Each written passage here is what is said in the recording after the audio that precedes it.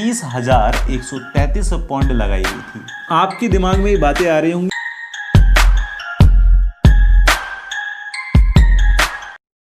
Hello दोस्तों, स्वागत है आप लोगों का एग्जाम रेल में। मैं अरुण कुमार और आज की इस धुआंधार रेल के अंदर हम समझने वाले हैं कुछ एक ऐसे प्यारे से सब्जेक्ट को जो आपके एग्जामिनेशन के लिए बहुत ज़्यादा हेल्पफुल होने वाला है। दोस्तों, आज हम पॉलिटी यानी कि राजनीति विज्ञान की इस क्लास को समझने वाले हैं। और जैसा आप लोग थंबनेल में देख भी चुके हैं कि हम पॉलिटी के अंदर ऐतिहासिक पृष्ठभूमि को समझेंगे। पॉलिटी का जो ऐतिहासिक पृष्ठभूमि है या राजनीति का जो इतिहास रहा है, ठीक है दोस्त। सिंपल सी बात मैं ये बता देता हूं कि जैसे आप लोगों ने अनाउंसमेंट वाला वीडियो देखा होगा, अगर किसी ने नहीं देखा है तो आप फटाफट से जाइए, ऊपर आई बटन दिया हुआ है, उस आई बटन के अंदर वो आपको वीडियो मिल जाएगा। तो उस वीडियो को अगर आप देख लेंगे तो आपको सारे डाउट यहां से क्लियर हो जाएंगे कि क्या होने वाला है एक्चुअल में। दोस्त, इस एग्जाम रेल के चैनल के माध्यम से मैं आपको वो सारी चीज़ें यहाँ से प्रोवाइड कराने वाला हूँ जो सामान्य अध्ययन से संबंधित हैं और उसके बाद वो आपके एग्जामिनेशन में पूछी जाती हैं। मतलब अब चाहे वो एग्ज़ाम आपका +2 लेवल से हो या चाहे वो ग्रेजुएशन लेवल से हो, उस एग्ज़ाम के अंदर अगर जनरल स्टडी आ रहा है तो जनरल स्टडी से संबंधित जितना भी मैं यहाँ से कंटेंट आपको प्रोवाइड कराऊँगा वो 100% कवर करेगा उस चीज़ को।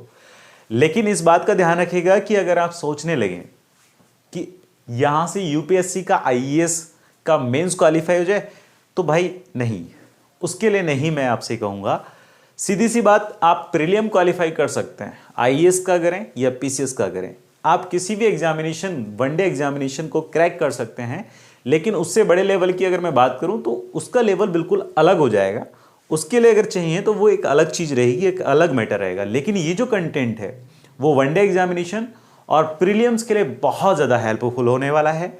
जितना भी मैं यहाँ से कंप्लीट सिलेबस आपको प्रोवाइड कराऊंगा, जैसे कि थंबनेल में आपने देखा है कि मैं आपको कंप्लीट सिलेबस प्रोवाइड कराऊंगा, वो भी किसका, पॉलिटी यानी कि राजनीति विज्ञान का।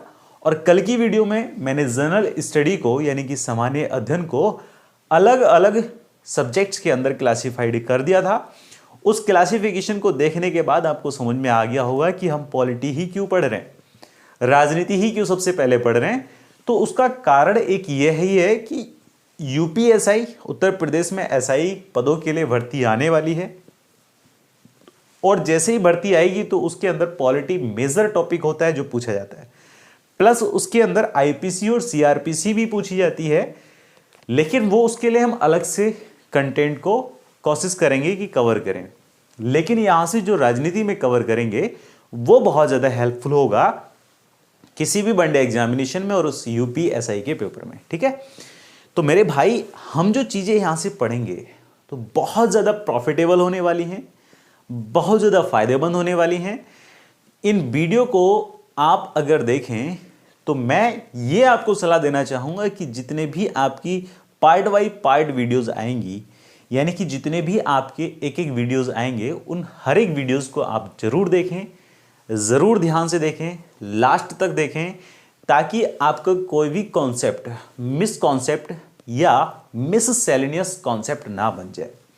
मतलब जितने भी मैं यहाँ से पॉलिटी के अंदर कॉन्सेप्ट हैं उनको क्लियर करूँगा, लेकिन अगर आपने गलती से भी कोई सा भी एक कॉन्सेप्ट समझने के ना प्रयास किया या उसको समझने में थोड़ी सी गड़बड़ कर दी तो वो आपका मिस कॉन्सेप्ट बन जाएगा, जो कि बहुत दिक्कतें पैदा कर सकता है। तो कोशिश ये की जाएगी कि सारे कॉन्सेप्ट क्लियर किए जाएं बहुत अच्छे लेवल पर, बहुत अच्छे तरीके से। तो मेरे भाई, लास्ट तक आपको बने रहना है।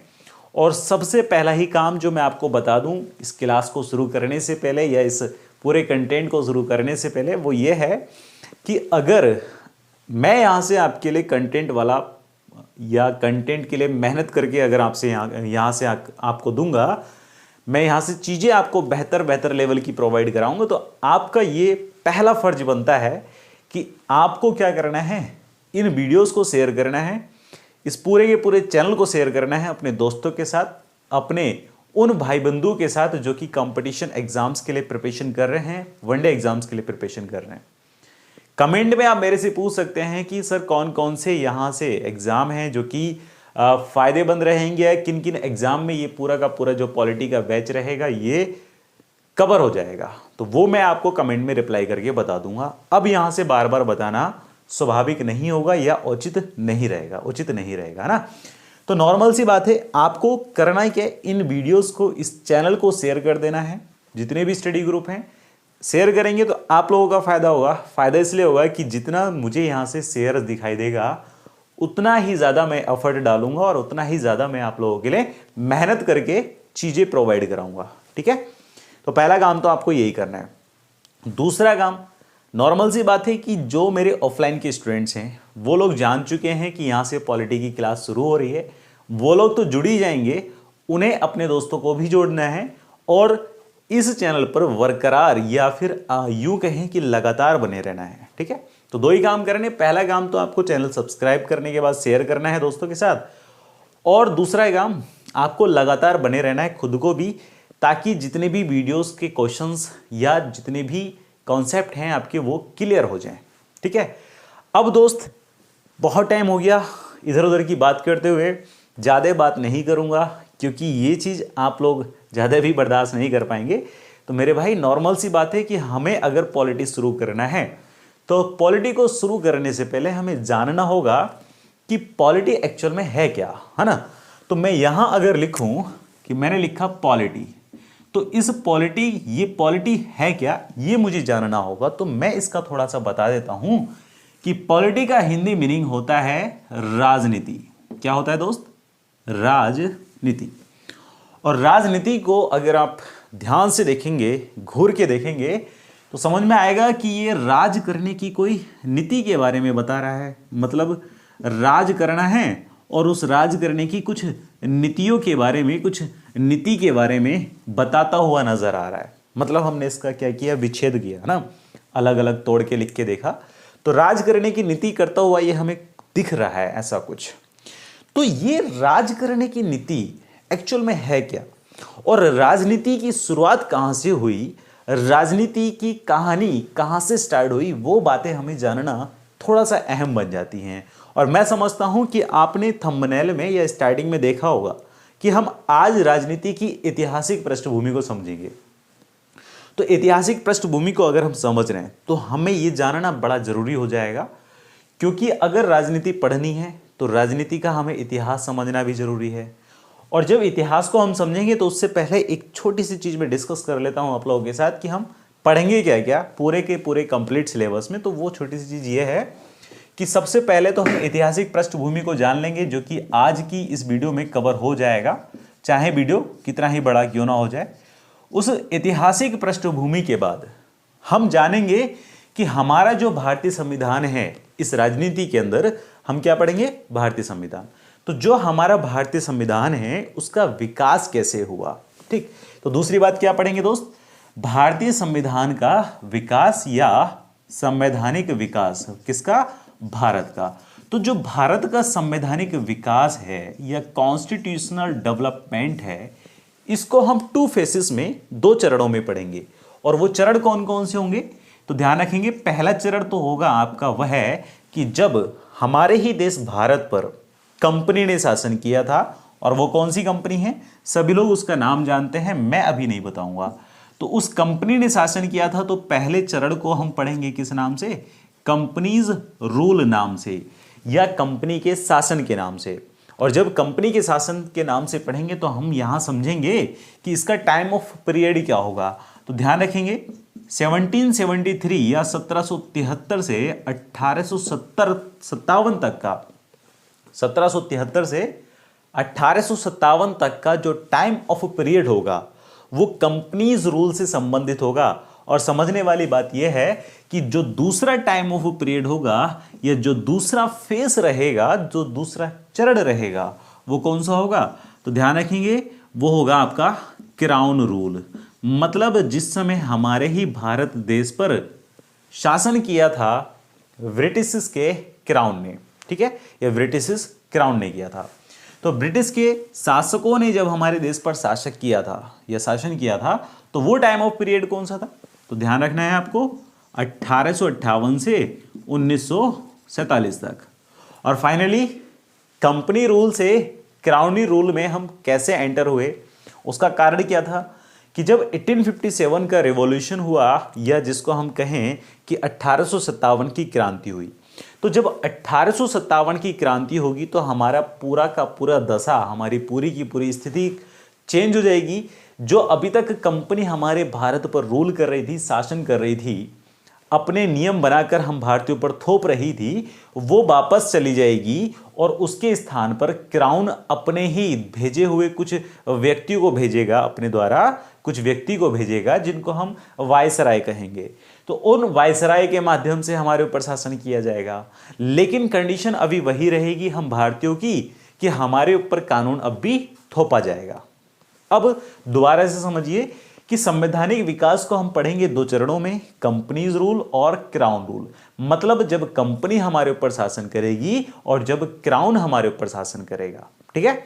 और इस चीज का इफेक्ट कहां से आएगा, जब हम 1857 की क्रांति कर लेंगे।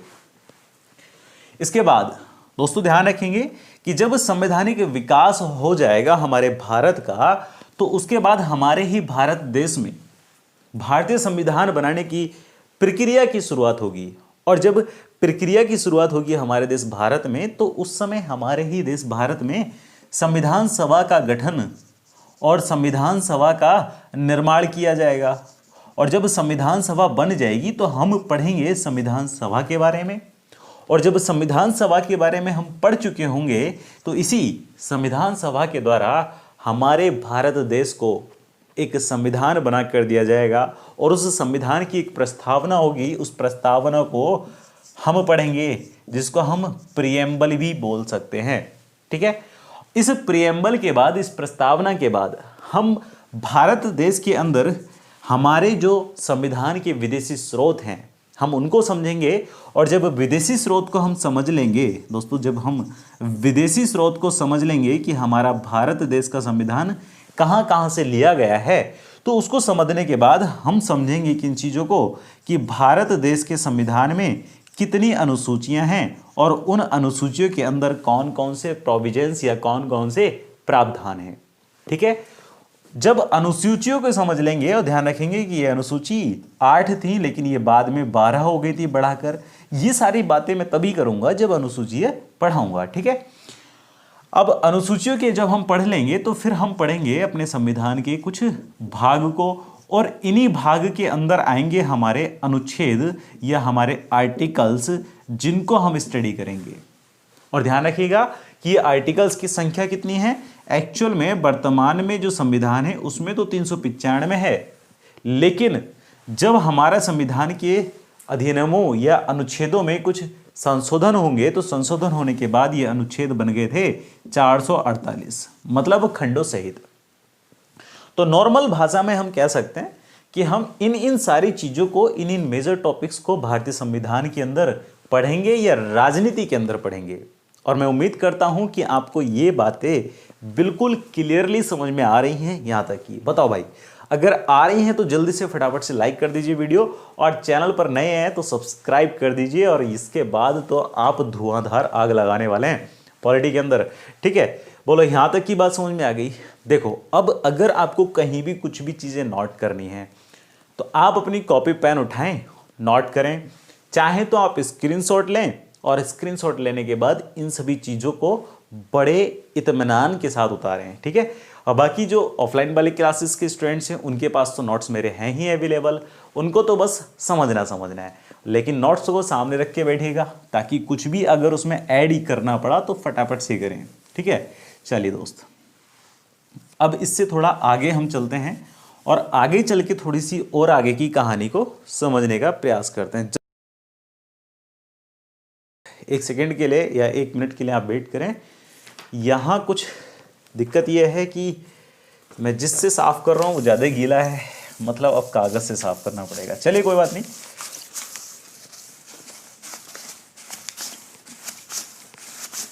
अब दोस्त, आप ये सारी चीज़ समझ चुके हैं कि इसका इंट्रोडक्शन आप समझ चुके हैं।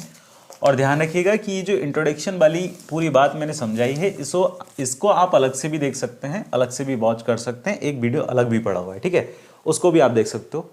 डोंट टेंशन लेने का, ठीक, मतलब टेंशन नहीं लेने का। भाई देखो यहाँ से इंग्लिश की कुछ चीज़ें ऐसी हैं जो मैं थोड़ी सी अटपटी करके बोलूँगा, उसके लिए आप बिल्कुल भी माइंड मत कीजिएगा, ठीक। चलिए आगे देखते हैं। अब ये अचानक में मुझे ऐसे ही पेपर से साफ़ करना पड़ रहा है, कोई ढंग का पेपर मिला नहीं। चलिए इसी बीच में मैं समझता हूँ आपका माइंड भी थोड़ा सा हो गया होगा, हल्का सा गुनगुनाहट सा, कि हम ये चीज़ें साफ़ कर रहे हैं, ठीक है। चलिए भाई देखो, टेंशन लेके नहीं पढ़ना है, बिल्कुल क्लियरली चीज़ों को पढ़ना है और समझना है। अब हमारे पास 15 मिनट्स बचे हुए हैं। ये क्लास का जो ड्यूरेशन रहेगा वो 30 to 40 मिनट रहेगा। हो सकता है 40 मिनट प्लस भी हो जाए, लेकिन 30 मिनट से कम तो नहीं रहेगा, इस बात की मैं गारंटी दे रहा हूँ, ठीक। चलिए अब जो भी मैं यहाँ से बताऊँगा वो चीज़ों को बहुत ध्यान से सुनिएगा, क्योंकि अब हम पढ़ेंगे एक्चुअल में ऐतिहासिक पृष्ठभूमि को, जो मैंने यहाँ पर अभी आपके सामने बनाया पूरा का पूरा पाठ्यक्रम। उसके तहत पहला ही टॉपिक हमारे पास पढ़ने के लिए क्या था, ऐतिहासिक पृष्ठभूमि। और जब हम ऐतिहासिक पृष्ठभूमि को पढ़ेंगे तो हम जानेंगे सबसे पहले कि हमें राजनीति के अंदर संविधान को बनाने की जरूरत क्यों पड़ी। और दोस्तों ध्यान रखेंगे कि जो संविधान को बनाने की जरूरत पड़ी, इसी संविधान को हम कहते हैं भारतीय संविधान। क्या कहते हैं, भारतीय संविधान। और ध्यान रखेगा कि भारतीय संविधान के जनक किसको माना जाता है, तो भारतीय संविधान के जनक माना जाता है डॉक्टर भीमराव अंबेडकर को, ठीक है, डॉक्टर भीमराव अंबेडकर को। ये बात आपको ध्यान रखनी है कि डॉक्टर भीमराव अंबेडकर को भारतीय संविधान का जनक माना जाता है। अब ये लागू कब हुआ, तो ध्यान रखेंगे 26 नवंबर 1949 को आंशिक रूप से लागू हुआ और 26 जनवरी 1950 को पूर्ण रूप से लागू हुआ। लेकिन ये सारी बातें तो धीरे धीरे होंगी ना, तभी तो समझ में आएंगी सभी चीज़ें, कि जब हम एक वहाँ तक समझने लायक हो जाएंगे, है ना। अभी हम चीज़ों को समझें या ऐसे ही लिखा दें तो वो तो रटंती विद्या हो जाएगी, और रटंती विद्या फलंती न है, ठीक, सभी लोग जानते हैं। तो चलिए मैं बात कर लेता हूँ इस भारतीय संविधान की। अब मैं आपसे एक चीज़ ये पूछना चाहूँगा कि ये भारतीय जो संविधान मैंने शब्द लिखा है, ये जो संविधान मैंने लिखा है, इसका एक्चुअल में मीनिंग क्या है। दोस्तों इसका एक्चुअल में मीनिंग ये है कि एक ऐसा लिखित दस्तावेज जिसके माध्यम से कानूनों का संचालन किया जाता है, ठीक है, या यूं कहें कि विधियों का लिखित दस्तावेज ही क्या है, संविधान है। अब सब क्वेश्चन ये बनता है कि संविधान भारत में पहली बार लागू हुआ है, तो हाँ, भारत का खुद का संविधान पहली बार लागू हुआ है, और ऐसा संविधान पहली बार लागू हुआ है जिसके माध्यम से भारत की जनता अपने शासन को खुद से ही चला सकती है। समझ रहे हैं, मतलब ये जो भारतीय संविधान है ये लोगों के लिए प्रदत्त है, लोगों के द्वारा प्रदत्त बनाया गया संविधान है, और जिसकी वजह से एक शब्द लोकतंत्रात्मक आएगा वो बाद की बात है। फिलहाल बस ये समझिए कि संविधान एक रिटन डॉक्यूमेंट होता है, लिखित दस्तावेज होता है। अब जैसे कि आप लोग जानते हैं कि हमारे भारत का इतिहास कुछ ऐसा रहा है कि हम भारत के इतिहास को 3 पार्ट्स या 3 मेजर पार्ट्स के अंदर डिवाइड करके पढ़ते हैं। और वो मेजर पार्ट्स कौन से होते हैं कि आधुनिक इतिहास, दूसरा मध्यकालीन भारत का इतिहास, तीसरा हम पढ़ते हैं प्राचीन इतिहास। तो ये तीनों ही इतिहास के अंदर हम पढ़ेंगे, तो वो जो चीज़ें हमने पढ़ी हैं इतिहास के अंदर या इन फ्यूचर पढ़ेंगे, तो उसके तहत हमें कुछ बातें ये भी पता चलेंगी कि हमारे ही देश भारत के अंदर कभी इस्लाम धर्म का या इस्लामिक नवाबों का या तुर्कियों का या अरबियों का शासन रहा करता था। फिर उसके बाद दिल्ली सल्तनत बनी, गुलाम वंश आया, खिलजी वंश आया, तो ये सब वंश भी हम पढ़ेंगे। और उससे पहले ये जो हमने पीरियड बताया, जो मैंने बात बताई, ये किसकी है, मध्यकालीन भारत की। उससे पहले हमारे ही देश भारत में अलग अलग प्रकार के शासक हुआ करते थे। फिर उसके बाद भी मध्यकालीन भारत के बाद भी अलग अलग शासक हुए, जैसे मुगल बादशाह हुए। तो मुगल बादशाह जब हुए तो मुगल बादशाहों का जब अंत चल रहा था, किसका, मुगल बादशाहों का जब अंत चल रहा था, तब हमारे ही भारत की आधुनिक स्थिति शुरू हो जाती है या आधुनिक इतिहास शुरू हो जाता है। और दोस्तों ध्यान रखेंगे कि जब आधुनिक इतिहास शुरू होगा तभी हमारे भारतीय संविधान के निर्माण की प्रक्रिया के लिए ऐतिहासिक पृष्ठभूमि तैयार होगी। और ध्यान रखने वाली बात यह है कि हमारे देश भारत के लोग मस्त रहते थे, नो टेंशन रहते थे। लेकिन एक सबसे बड़ी समस्या ये थी कि हमारे भारत के देश के लोगों के पास कोई भी ऐसा रिटर्न डॉक्यूमेंट नहीं था जिसके माध्यम से भारतीय लोग अपना कानून बनाकर चला सकें। तो दिक्कत कहां आई? अब देखो दोस्त, होता क्या है, ऐतिहासिक पृष्ठभूमि में हेडिंग बना लेंगे ऐतिहासिक पृष्ठभूमि, और ऐतिहासिक पृष्ठभूमि में होता क्या है, ध्यान रखेंगे कि जब हमारे देश भारत में मुगल बादशाह शासन करते थे जिनका नाम था मोहम्मद जलालुद्दीन अकबर। तो मोहम्मद जलालुद्दीन अकबर जब शासन किया करते थे हमारे देश भारत के अंदर, तब 2 अंग्रेज भारत आए, और जिनमें पहले अंग्रेज का नाम आपको ध्यान रखना है। तो पहले अंग्रेज का नाम था जॉन मिल्टन हॉल। पहला अंग्रेज जॉन मिल्टन हॉल भारत आया किसके दरबार में? जलालुद्दीन मोहम्मद अकबर के दरबार में। और दूसरा अंग्रेज था जिसका नाम था दोस्तों रोल्फो फिंच, जिसका नाम था रोल्फो फिंच। अब ये 2 अंग्रेज हैं, जॉन मिल्टन हॉल और रोल्फो फिंच, जब भारत आए किसके दरबार में? जलालुद्दीन मोहम्मद अकबर के दरबार में। तो इन्होंने देखा कि ये जो भारत है बहुत ही ज़्यादा वैभवशाली, समृद्धशील और बहुत पैसे वाला एक देश है। तो जब पैसे वाला देश इन्होंने देखा तो देखने के बाद बहुत ज़्यादा अट्रैक्ट हुए, और अट्रैक्ट होने के बाद जब ये वापस जाते हैं अपने ब्रिटेन में, ये जहाँ से आए थे, यानी कि कहाँ से? ब्रिटेन से। तो ब्रिटेन जब ये वापस जाते हैं तो इन्होंने भारत में अपनी व्यापारिक गतिविधियों को बढ़ाने के उद्देश्य से एक ग्रुप तैयार किया, और वो ग्रुप व्यापारियों का ग्रुप था। और ध्यान रखेंगे उस ग्रुप का नाम इन्होंने रखा, जॉन मिल्टन हॉल और रोल्फो फिंच ने उस ग्रुप का नाम रखा मर्चेंट एडवेंचर। क्या कहा मैंने दोस्त? Merchant adventure. और जब ये मर्चेंट एडवेंचर नाम का ग्रुप बनाकर इन्होंने तैयार कर दिया था, तो अब आवश्यकता थी व्यापार करने के लिए परमिशन की, आज्ञा की। तो ये मर्चेंट एडवेंचर के ग्रुप को इन्होंने ब्रिटेन की महारानी, जिनका नाम हुआ करता था एलिजाबेथ टेलर प्रथम, उनके माध्यम से व्यापारिक एकाधिकार प्राप्त करने का प्रयास किया। और जब व्यापारिक एकाधिकार प्राप्त करने का प्रयास किया तो महारानी एलिजाबेथ टेलर प्रथम ने इन मर्चेंट एडवेंचर नाम के ग्रुप को एक राजलेख प्रदान किया। और दोस्तों ध्यान रखेंगे कि ये जो राजलेख प्रदान किया गया, इसी राजलेख के तहत इस मर्चेंट एडवेंचर नाम के ग्रुप को भारत के अंदर, या यूं कहें कि एशियाई देशों के अंदर, एशिया के देशों के अंदर 15 वर्ष के लिए, 15 ईयर्स के लिए व्यापार करने का एकाधिकार प्रदान किया गया। क्या कहा मैंने? व्यापार करने का एकाधिकार प्रदान किया गया। कहां पर? एशिया की कंट्रीज में या भारत देश में। स्पेशली हम भारत देश का नाम लें। फिर से मैं बता देता हूं कि जलालुद्दीन मोहम्मद अकबर के दरबार में जॉन मिल्टन हॉल और रोल्फो फिंच, 2 अंग्रेज भारत आए, वैज्ञानिक नहीं, अंग्रेज भारत आए। इन्होंने देखा कि भारत बहुत पैसे वाला देश है, यहाँ व्यापार करना चाहिए। व्यापार करने के उद्देश्य से ब्रिटेन वापस गए। ब्रिटेन में जाकर इन्होंने एक ग्रुप तैयार किया, किनका? व्यापारियों का, और उस ग्रुप का नाम रखा मर्चेंट एडवेंचर। और जब मर्चेंट एडवेंचर ये नाम का ग्रुप इन्होंने तैयार कर लिया था, तो व्यापार करने की परमिशन के लिए इन्होंने ये बात रखी किसके सामने? महारानी एलिजाबेथ प्रथम के सामने, जो उस समय ब्रिटेन की महारानी हुआ करती थी। अब महारानी के सामने जब ये बात रखी तो महारानी ने इनको एक राजलेख प्रदान किया, एक सिग्नेचर करा हुआ पत्र प्रदान किया, और उस पत्र के माध्यम से इनको व्यापार करने के एकाधिकार दिए गए, या व्यापारिक एकाधिकार इनको प्रदान किए गए कि भाई आप जा सकते हो भारत देश में और व्यापार कर सकते हो, लेकिन केवल और केवल 15 ईयर्स के लिए, 15 वर्ष के लिए। उसके बाद अगर आपको व्यापार करना होगा तो फिर से ये परमिशन बढ़वानी होगी।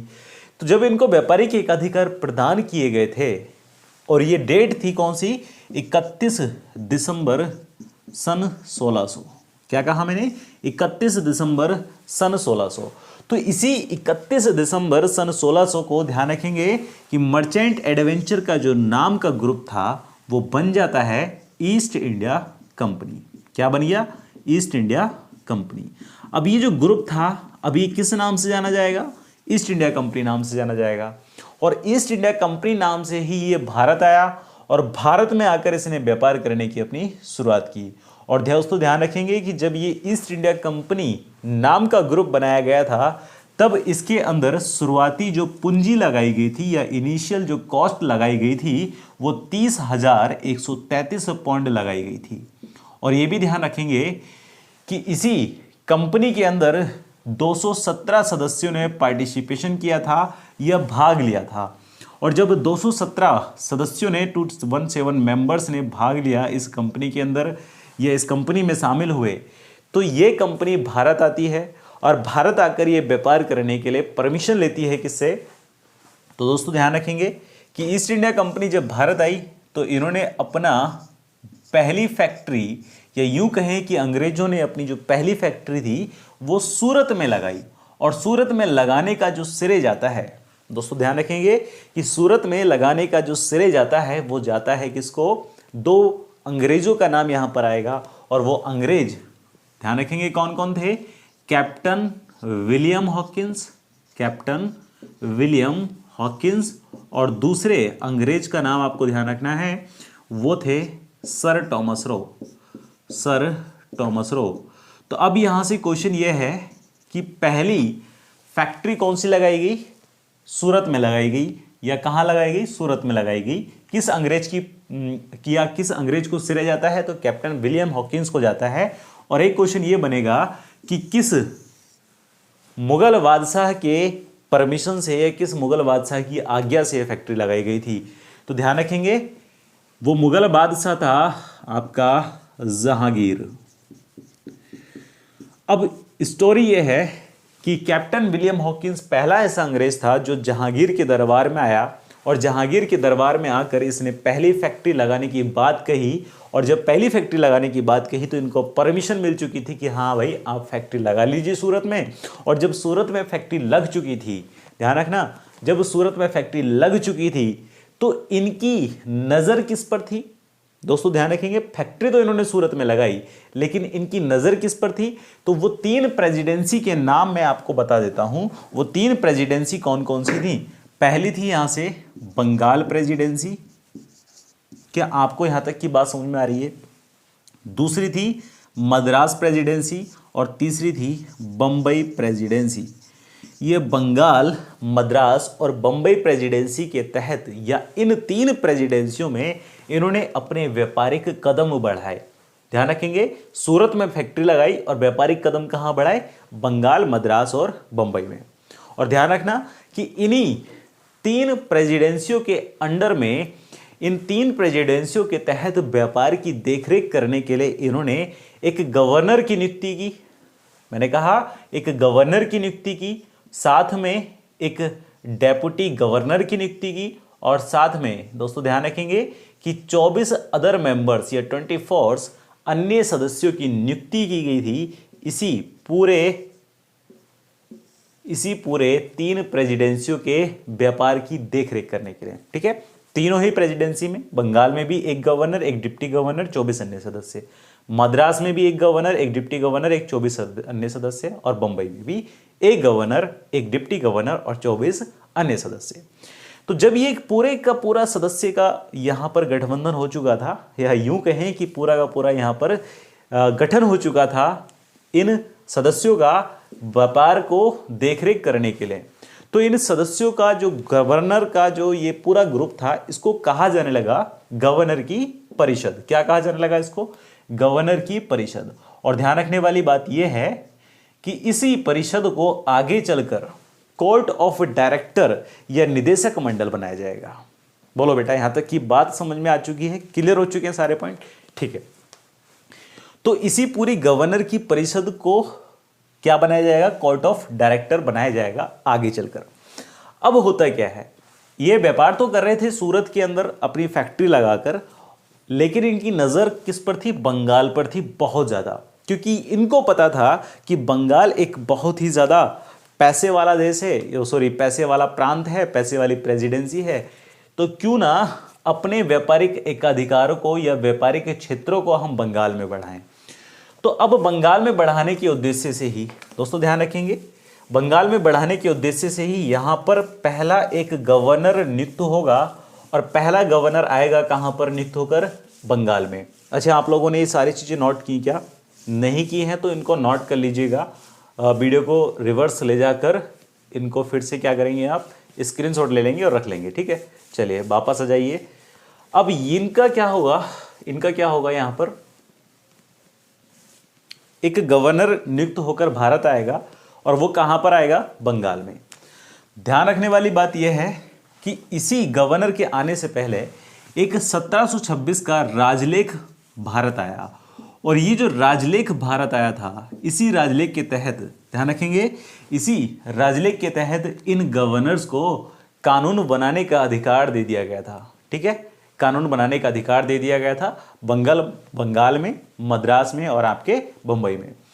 तो जब 1726 का ये राजलेख आएगा तो इस राजलेख के तहत या इस राजलेख के बाद एक गवर्नर आएगा भारत, और वो कहाँ का गवर्नर बनकर आएगा दोस्तों, ध्यान रखेंगे, बंगाल का गवर्नर बनकर आएगा। और इस बंगाल के गवर्नर का नाम आपसे पूछा जाएगा, तो बंगाल के गवर्नर का नाम आपको बताना है रॉबर्ट क्लाइव।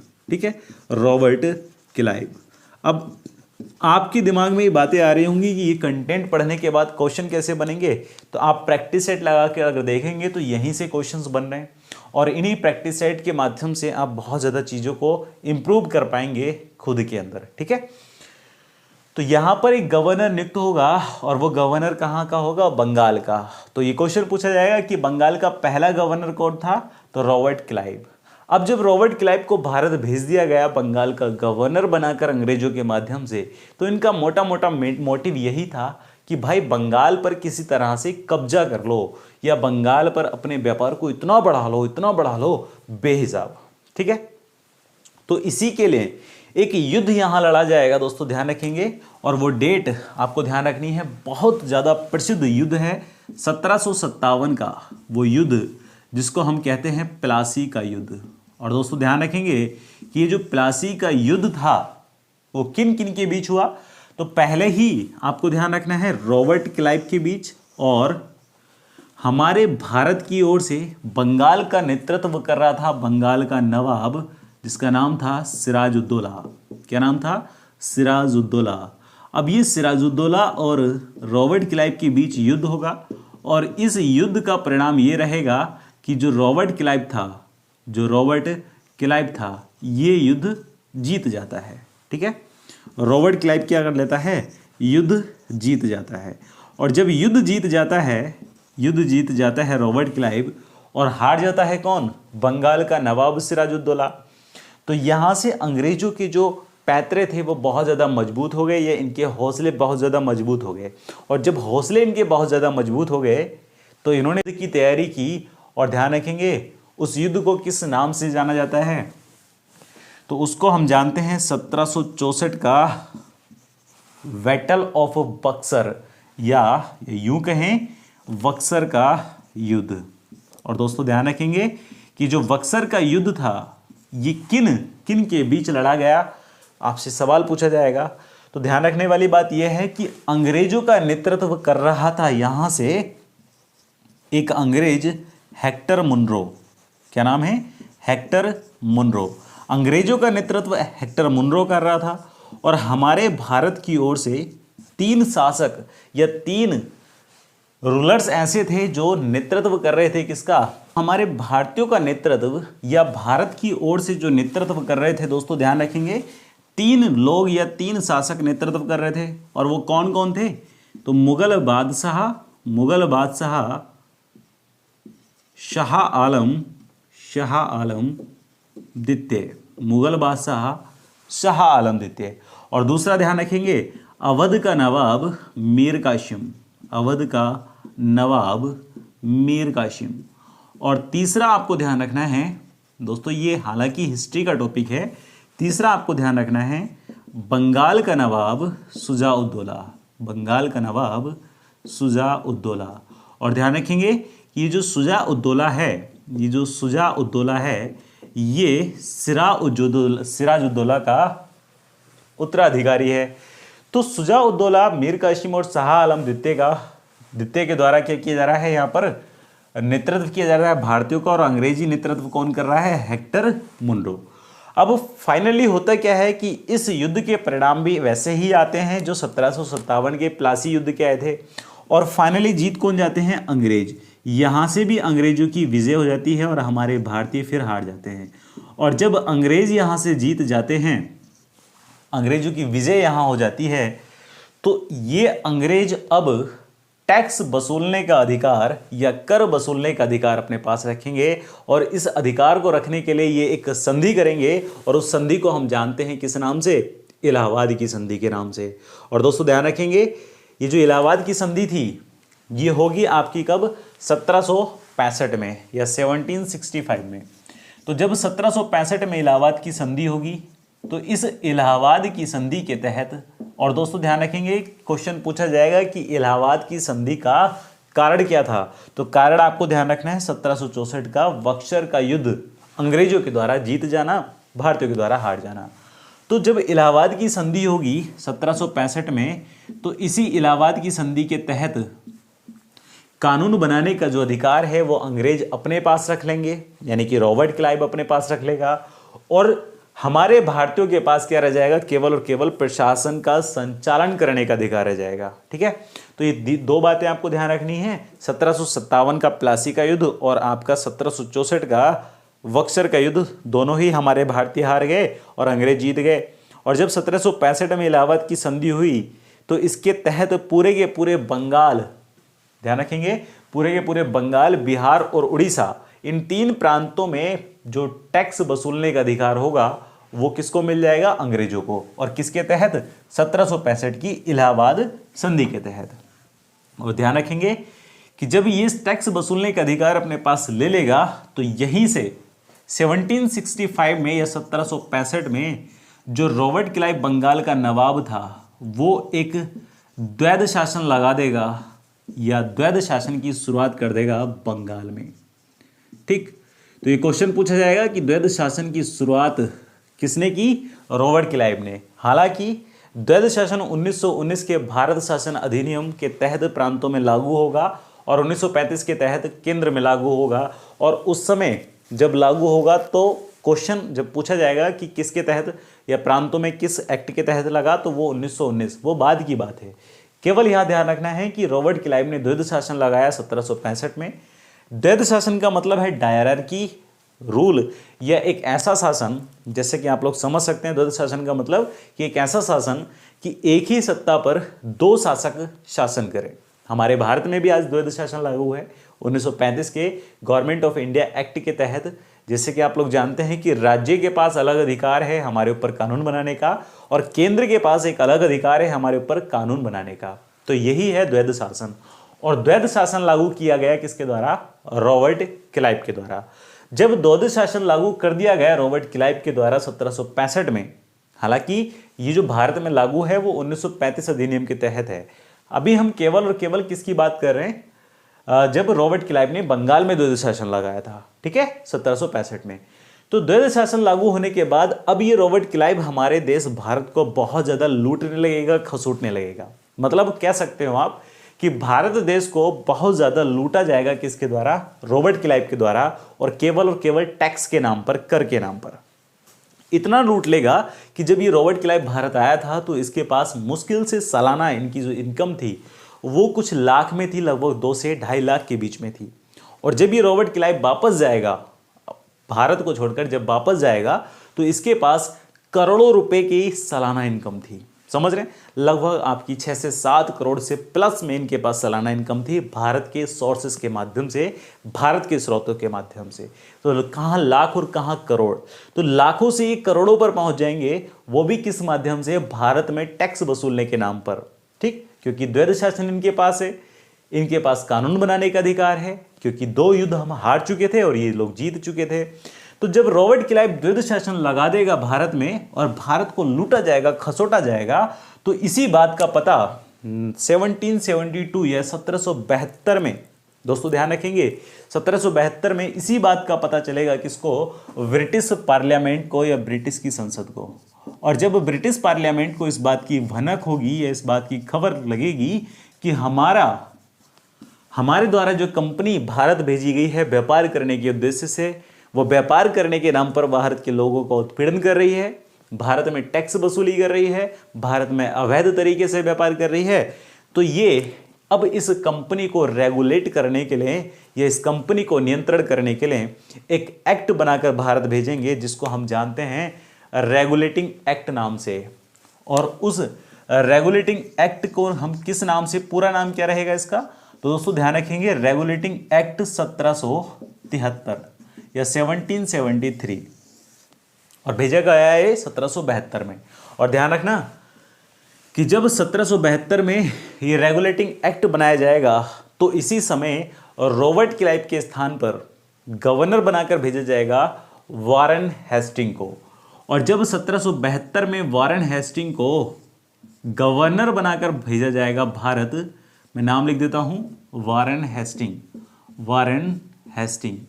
तो जब वारेन हेस्टिंग को गवर्नर बनाकर भारत भेजा जाएगा तो ये सबसे ही पहला काम ये करेगा कि ये द्वैध शासन की समाप्ति करेगा, मतलब द्वैध शासन को यहां से समाप्त कर देगा। और रॉबर्ट क्लाइव को 1772 में ही वापस बुला लिया गया। तो ये द्वैध शासन कब तक बंगाल में लगा रहा, 1772 तक लगा रहा, 1765 से। मतलब अगर आप 65 से 72 तक का टाइम ऑफ पीरियड देखोगे तो ये टाइम ऑफ पीरियड कितना बनेगा, 7 साल। मैं यहां लिख देता हूं थोड़ा साफ करके इसको, ये टाइम ऑफ पीरियड कितना बनेगा, 7 साल। और ध्यान रखेंगे कि 1765 से 1772 तक के जो बीच का टाइम ऑफ पीरियड है या 7 ईयर्स हैं, इन्हीं 7 साल को भारत की लूट कहा जाता है। क्या कहा मैंने, भारत की लूट इसको कहा जाता है। कारण आप जान ही चुके हो, कारण आप जान ही चुके हो, है ना। तो भारत की लूट किन 7 सालों को कहा जाता है, 1765 से 1772 तक, जब तक द्वैध शासन लागू रहा रॉबर्ट क्लाइव वाला। और ये 65 से 72 तक का टाइम ऑफ पीरियड भारत की लूट कहा जाएगा, क्योंकि इन लोगों ने भारत को बहुत ज्यादा लूटा था। हमारा भारत सोने की चिड़िया था और भारत को एक कंगाल, या कंगाल तो नहीं कहेंगे, मतलब बहुत ज्यादा लूट खसोट कर चुके थे। ठीक, अब यहीं से जब कंपनी रेगुलेट करने के लिए, रेगुलेट का मतलब है अपना नियंत्रण स्थापित करने के लिए, ये एक्ट बनाकर भारत भेजेगी जिसको हम कहेंगे रेगुलेटिंग एक्ट। तो यहीं से कंपनी का प्रशासन भारत के ऊपर शुरू हो जाएगा। और दोस्तों ध्यान रखेंगे कि अभी तक कंपनी का कोई भी डायरेक्ट इन्वॉल्वमेंट नहीं था भारत के अंदर, लेकिन अब डायरेक्ट इन्वॉल्वमेंट यहां पर शुरू हो जाएगा। और जब डायरेक्ट इन्वॉल्वमेंट शुरू हो जाएगा भारत में कंपनी का, तो यहीं से शुरुआत हो जाएगी कंपनी रूल की या कंपनी के शासन की। और इसी कंपनी के शासन को मैंने आपको बताया था कि हम 2 भागों में, या संवैधानिक विकास को हम 2 भागों में पढ़ेंगे। और पहला भाग आपका कंपनी का शासन और दूसरा भाग आपका क्राउन का शासन कहलाएगा। दोस्तों आज की इस वीडियो को हम यहीं तक रोकते हैं, या आज की इस क्लास को हम यहीं तक रोकते हैं। ये पूरा का पूरा ऐतिहासिक पृष्ठभूमि थी जो आपके भारतीय संविधान को समझने के लिए बेहद ज़रूरी थी। भारतीय संविधान की विकास की शुरुआत कैसे हुई वो जानने के लिए बेहद इंपॉर्टेंट थी। उम्मीद करता हूँ ये सारी चीज़ें आपको पॉइंट टू पॉइंट क्लियर हो चुकी हैं। और इसके बाद की जितनी भी चीज़ें होंगी, उम्मीद ये रहेगी कि यहीं से या इससे भी बेहतर लेवल पर वो आपको क्लियर करके दी जाए। ठीक है, तो 1773 के रेगुलेटिंग एक्ट की कहानी हम अगली वीडियो में या कल के सेशन में शुरू करेंगे। और आज के इस सेशन को यहीं समाप्त करने के बाद आप लोगों से अलविदा लेना चाहेंगे। उससे पहले मैं आपको फिर से बता देता हूं कि आपको जस्ट करना क्या है, आपको इस चैनल को सब्सक्राइब कर लेना है। सब्सक्राइब नहीं किया है तो और बराबर में बेल आइकन का बटन है उसको दबा देना है। और जिन लोगों ने कर रखा है बहुत अच्छी बात है, बहुत धन्यवाद है आप लोगों का।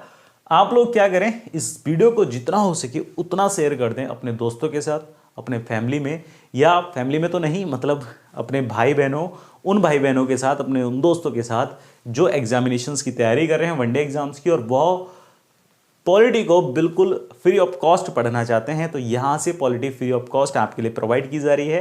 पॉलिटी के साथ साथ जितने भी जीएस के कंटेंट हैं या जीएस से संबंधित सब्जेक्ट्स हैं उनको भी हम प्रोवाइड कराएंगे आफ्टर दिस पॉलिटी के बाद। ठीक, तो भाई फटाफट से कर लीजिए, जो भी आपको करना है। चैनल सब्सक्राइब करना है तो करो यार, लाइक करो, शेयर करो, कमेंट करो, बहुत कुछ करो। ठीक है, वो आपके हाथ में है, आपको क्या करना है। आपका चैनल है एग्जाम रेल, ये चैनल का नाम। बाकी थैंक यू सो मच, आप लोगों ने इतना सपोर्ट, अपना इतना प्यार दिया। बाकी आप लोगों से मुलाकात होती रहेंगी इन्हीं प्रकार की वीडियोस के अंदर। और ये जो वीडियो का ड्यूरेशन था इतना ही समथिंग अबाउट रहा करेगा, और रेगुलेटिंग एक्ट की कहानी को हम शुरू करेंगे नेक्स्ट वीडियो में। दोस्तों यहाँ तक आप बने रहे उसके लिए बेहद धन्यवाद है आप लोगों का। बाकी thank you so much, take care, all the best. आप लोग स्वस्थ रहें, खुश रहें, हंसते रहें, मुस्कुराते रहें, पॉलिटिक्स को समझते रहें। Bye bye.